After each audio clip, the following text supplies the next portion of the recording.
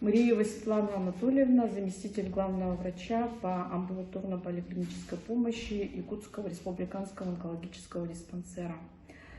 На этой неделе мы выехали в Мегино-Кангаласский район для проведения медосмотров в целях реализации региональной программы «Борьба со злокачественными новообразованиями в Республике Саха-Якутия».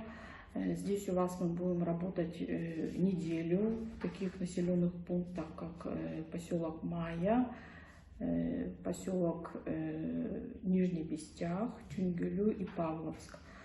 В составе бригады нас трое врачей. Это врач-онколог-гинеколог, онколог и врач ультразвуковой диагностики.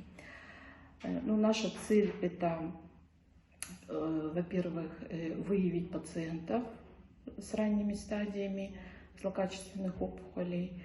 Конечно же, проведение санитарно-просветительной работы среди населения и также среди медицинских работников.